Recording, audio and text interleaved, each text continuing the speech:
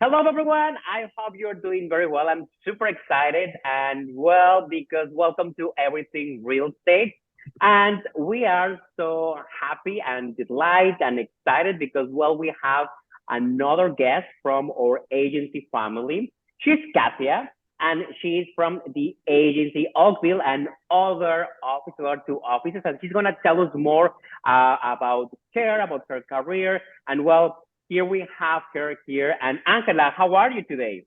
I am amazing. The temperature's cooled off here, and I'm probably the only Floridian that gets excited when we have cold weather because I like wearing my jackets, and I just love the cold weather because I love to have my windows open. So I'm doing fabuloso.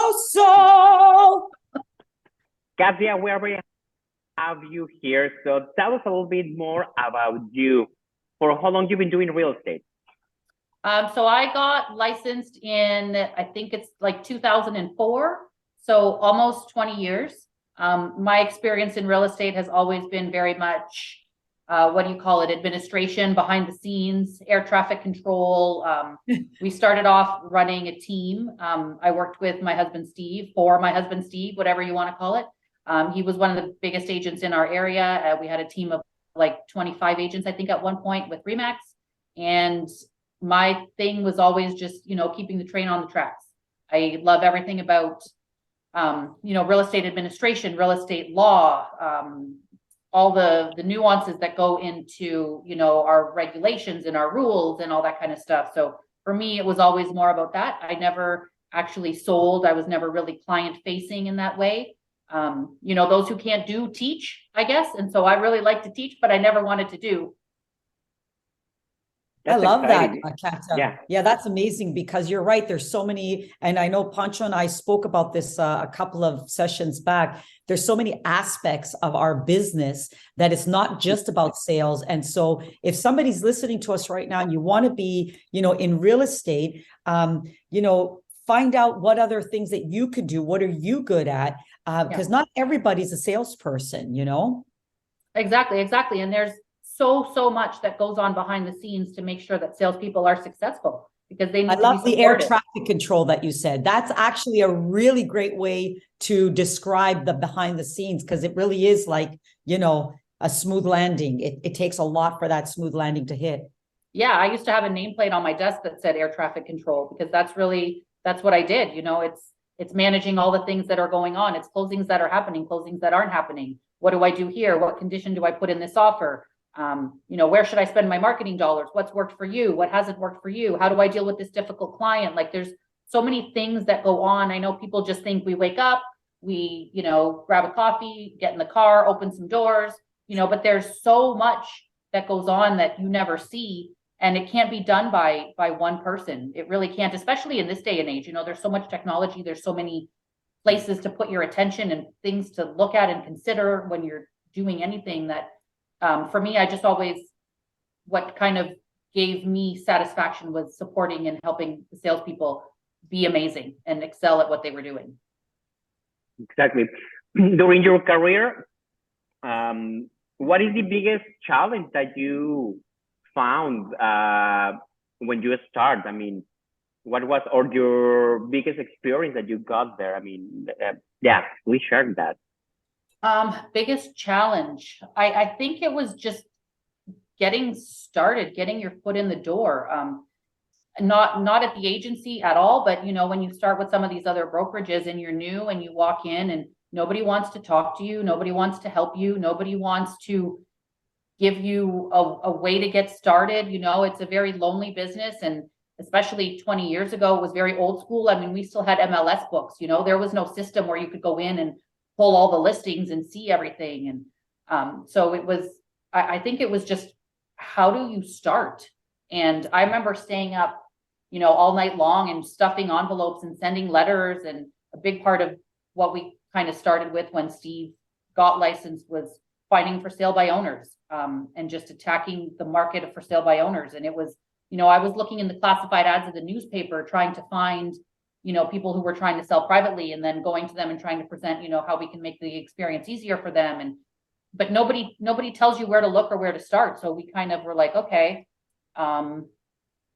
what do we do now? And when you start to, you don't have a lot of money, and you know, you can make a lot of big mistakes spending a lot of money in all the wrong places. So I think that was the hardest part for us, was kind of figuring out, okay, great, we have the license, now what? I like that. Yeah. Actually, Katya, going on that, so that was the biggest challenge starting. How different do you feel the industry is from when you started? Because I've been in the business 20 years and I haven't seen that many changes here in Florida because I've only been licensed here. So how have you seen, what's the biggest change and the best change, let's say, from 20 years ago to 2023? I think the biggest, and it's a blessing and a curse all at once. I think the biggest change is people have access to information now that they didn't have before. Yes. Right? We were gatekeepers. We had the books.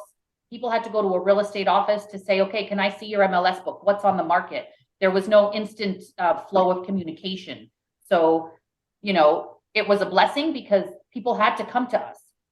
It's a curse because people couldn't find out anything on their own. They really relied on agents to be and do everything for them. And I think giving people information is okay. I think letting them be able to go online and learn things and figure things out and get like basic information, because at the end of the day, we're not there to gatekeep the information, but I think we are there to interpret the information. I think we are there to educate them about things that, you know, just looking at a data sheet can't educate you about.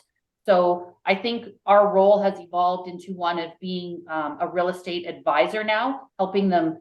I mean, we can all look at the information. Everybody sees the same information. Your data sheet is the same. This agent, you know, you walk into a market evaluation with a piece of paper that says days on market and sold price, price per square foot, lot size, all that stuff.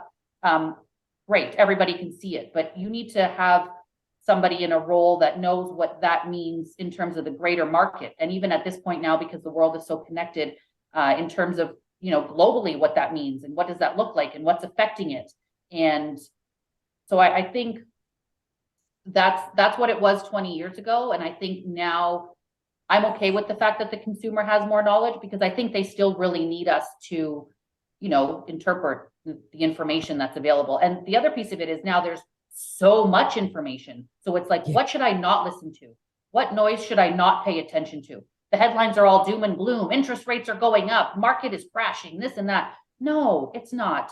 That's the newspaper doing what the newspaper does, which is selling newspapers, you know? So you need somebody who's really boots on the ground, who's really in the business to really be able to tell you, okay, everybody relax. It's okay. Real estate is cyclical. That's why fortunes are made in real estate, because of ups and downs. It's okay. Deep breaths. So I think that's what they need from us, because at one point they had no information, then they had some information. Now they have all of the information and it's just too much. Yeah, I totally agree with that. Well, one of the things that I've been more conscious lately is that social media is like a big boom.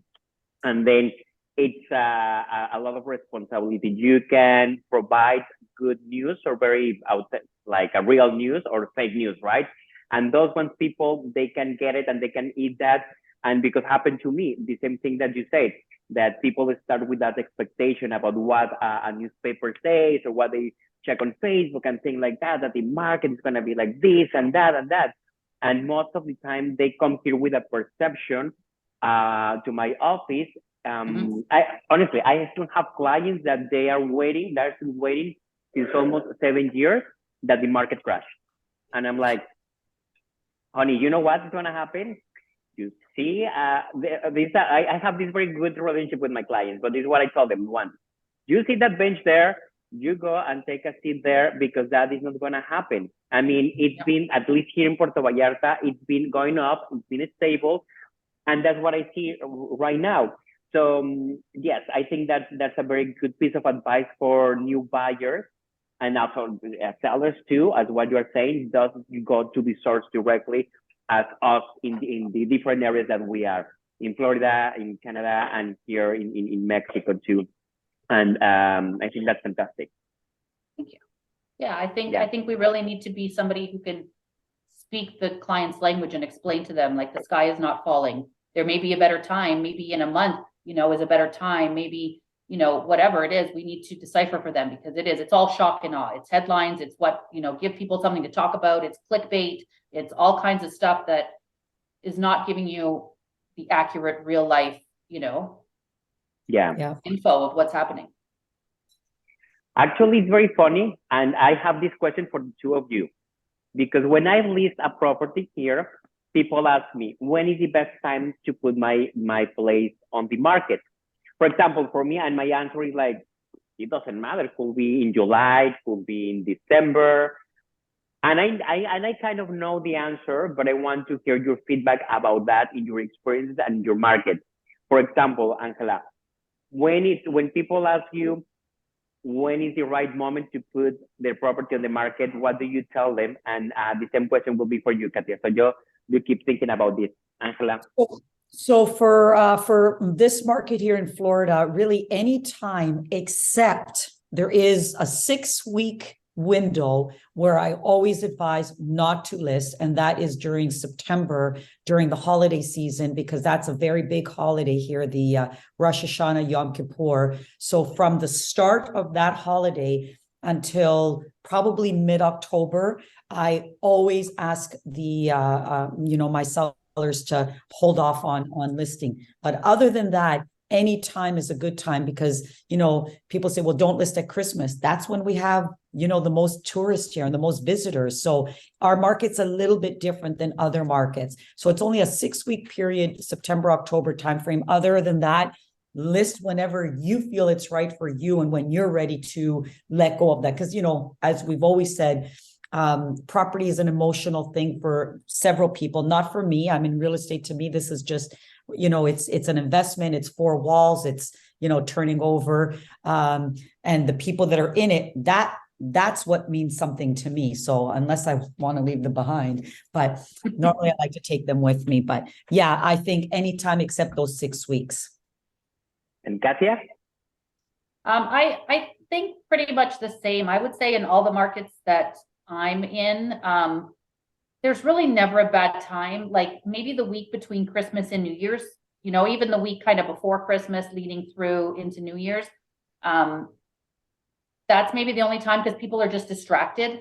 I mean, the one market I would say where it kind of matters more is our Muskoka market, because it's the cottage market, and there's always so much comes into it, in terms of waterfront and, access, road access, all this kind of stuff. So I would say if you're selling in Muskoka, you want to do it in the spring when everything is thawed and people can see exactly what it is that they're buying. And, and that's when people start thinking, oh, it'd be great to have a cottage this summer. We always rent, maybe we should consider buying, etc. So Muskoka, definitely spring is the best time. Dead of winter, not the best time, but I wouldn't tell somebody, no, definitely don't do it. It's whenever the time is right for you. I mean, you could sit waiting forever to try and time the market. What's the best day? What's the best week? What's the best situation? There's no, the best time to buy was 5 years ago. The best time to list is whenever it makes sense for you. Yes, I love that. Yeah. Actually, it's very funny because when I have people from the States or Canada that they want to list their property, they think that will be better to do it in the summer. And then when I start to have more communication for with other real estate agents from the States or Canada, well, now I get it that summer is more like, and this is my perception, that it's more easy to show properties versus the winter or in February that is super cold. I don't know. How's that? Am I that crazy thinking of that? We're used to the snow. I mean, it is what it is. Our life has to go on, we can't just wait for the nice weather, because then we'd be hibernating for so much of the year. I mean, we get a ton of rain in the spring. We might get snow in October. We might not. This year, we really didn't get snow until right after Christmas.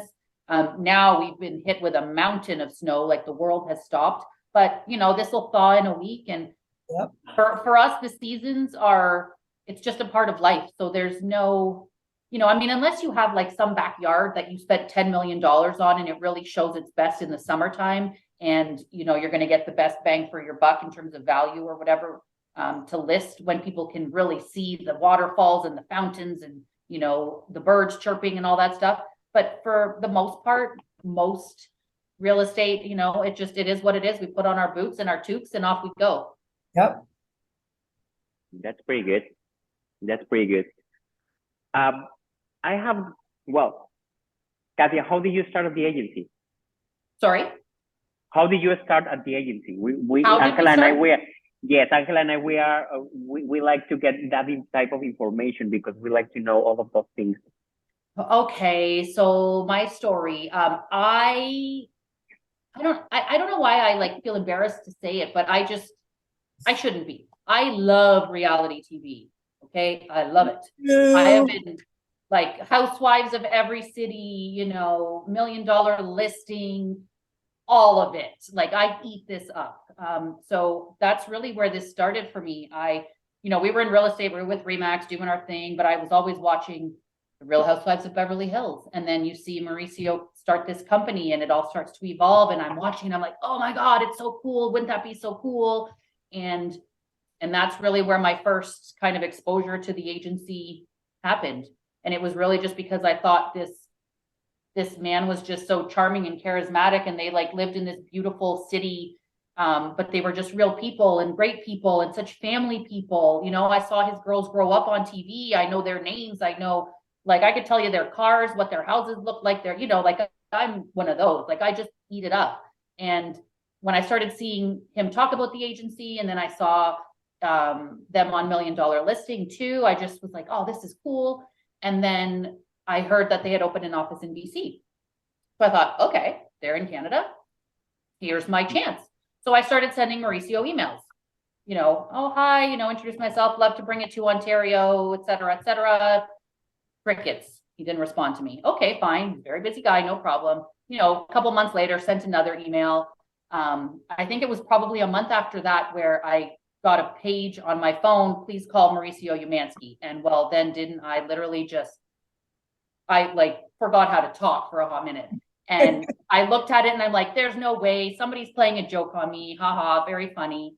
But then I looked up the zip code, area code, whatever, and it was California. So I gave the message to Steve and I'm like, you're going to have to call because I actually cannot, because I would forget my words. I wouldn't be able to talk.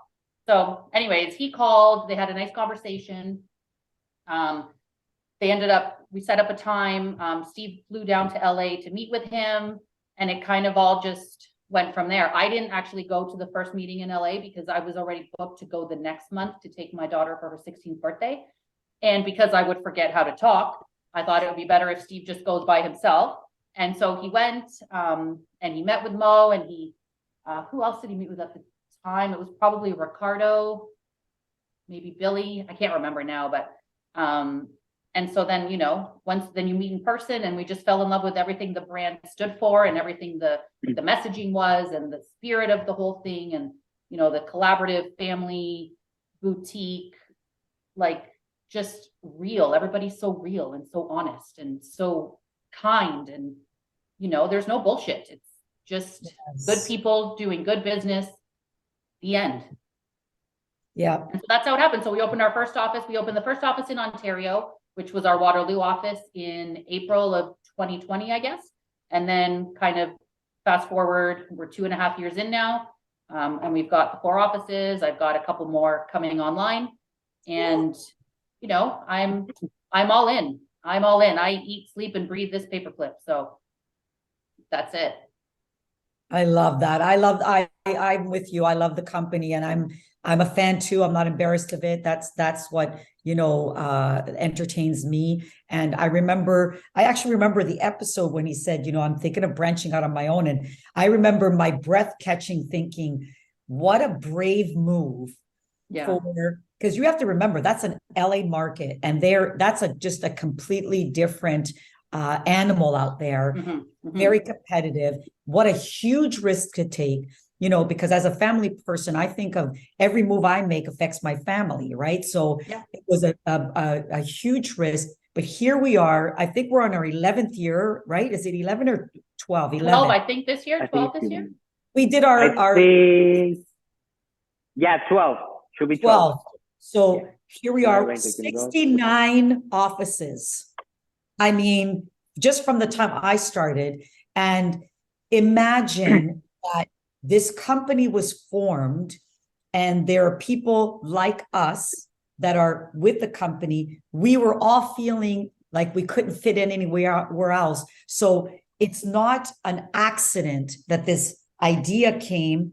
This company was formed. From a company formed a family. From a family, it's a global reach of, and what you said, real people, because the industry is changing, and it's not that, that industry where you're going to say, well, I'm not going to share information. We all work together. We're working not just agency and agency. We work with everybody together. And it's the changing of that culture. And that's what I love about our company, is the culture. I love our rules, and, they're kind of funny rules, but they're really, they're true to heart. They're just basic, simple human interaction stuff, Yeah, absolutely. Absolutely.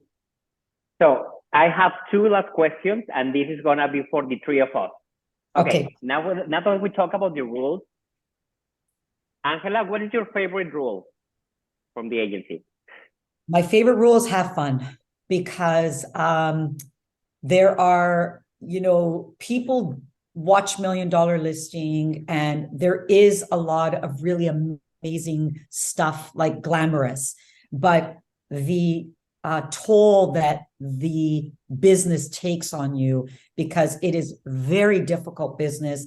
Like you could see my bags. I was up till so late at night last night. I've got a client flying in from Toronto, and I'm trying to show them properties. They gave me a list. Everything they gave me Monday is under contract. So now I've got people coming in. I've got to find a product for them, and the products they love are gone. So there's a lot of stress of, just dealing with other agents and making sure your clients think. So have fun, to me, was something that you don't think of. Well, why do I have to have fun? Because if you don't recharge, you have nothing left to give, not to your family, not to your clients, not to yourself. That's my favorite rule, is have fun. And Katia, what is your favorite rule? Rule number 1. Yeah. I think because I'm on the administrative side, like people come to me when there's fires, and the fire always involves somebody else on the other side, and, either an attitude or an ego or somebody's pride or whatever. So I think for me, I try and make decisions always from that place of rule number 1, no assholes. For me, if you can kind of let that guide your business and your life, you have to win, because you get nowhere by being an asshole. There's a time and a place where you might have to, be tough, but there's being tough and there's being an asshole, and there's no need, So that's the one for me. That's good. Mine is Dare to Dream. Dare to dream? Yeah. I love that. Me too. Yeah. Me too. At the end of the day, we're all dreamers. We're here because of a dream. Yeah. And I think that we sell also, we don't just sell real estate. We sell a dream. Yeah. In Oakville, in Vallarta, in Miami, in Turks and Caicos, in LA, in Amsterdam, in the Dominican Republic, just like that, I think, and also with experience. So that will be my favorite one. Sure. Totally. Home ownership is a dream, whether it's your first home, your second home, a vacation home. It's a dream. Owning something, owning dirt, owning 4 walls. It's a dream. So yeah. I like that too. That's pretty good. Okay, well, I think this is almost the end of our session. But before we go, go ahead. Yeah, sorry. What was your second? You said 2. You said 2 questions. Oh, my second question. Oh my God. You forgot. No, I totally forgot. Yes, I totally forgot. Sorry. That's okay. We'll save it for next time when we do this again. Yes. Yes, please. Please do it. Okay, so, well, thank you so much for being here. Angela, can you please give us your social media? Yes, my social media is Instagram and TikTok is Correnti Realtor, and Pancho he'll put it underneath there. LinkedIn is Angela Correnti, Facebook is Angela Correnti, and Twitter is Correnti Realtor as well. So follow me on social media. I don't just put our properties on there. We share our lives with you. We share, who we are. But also you open your YouTube channel Tell us about it. Oh, yeah. Yes. So YouTube is very new for me. So I apologize for, YouTube channel. It's Angela Carenti. And I'm doing a little series right now called Living in a Condo. The first one airs next Wednesday. And basically it's just things to know when you're buying at a condominium, because this may or may not be, the product for you. So just some information that I thought would be really interesting since our condos are picking up in the market. So thank you for reminding me. So Katia, what is your social media? I have Instagram. It's just at Katia Bailey. I am on LinkedIn, same thing. The rest of it, I don't really do. Because maybe if I was selling, I'd have all of those different channels or whatever. Instagram is really the best one. I try not to take myself too seriously on there. It's a lot of laughs and a lot of jokes. And, like Angela said, having fun is an important part of this. And sometimes, when the cycles are up and down and you're in a down and you're like, you can find some funny jokes on my Instagram usually. Well, my social media, my Instagram is poncho.theagencypb. Facebook is poncho@theagencyvallarta. And don't forget to like, comment this video and what do you wanna hear about that? Is that correct, Angela? Yeah. Like tell us. Yeah. As you can see, this is a very organic session. We don't want to plan things out because it's when it's more natural, it just flows better. So if there's a topic that you out there want to hear about in real estate, of course, and remember, there's so many aspects of real estate. And if you want an expert to come on, engineering, construction, new development, whatever you want to hear about, that's what we're here for. We're here to share information with you and maybe get a laugh or two out of us out of the day. And that's it. Whatever you want to hear, let us know. Reach out to Poncho, to me. If you know Kat, reach out to her. And we all work together. So we're all here. Yes. Well, thank you so much. And don't forget to watch our next episode of Everything Real Estate. Kat, thank you so much for your time. I know how busy you are, and we're so grateful. You're I look really up to you. I just think you are just an amazing human, not just work-wise, just as you're just a really great person. So thank you so much for your time today and for taking it out. So thank you for having me. Thank you. Thank Bye. you. Bye. Bye, everybody.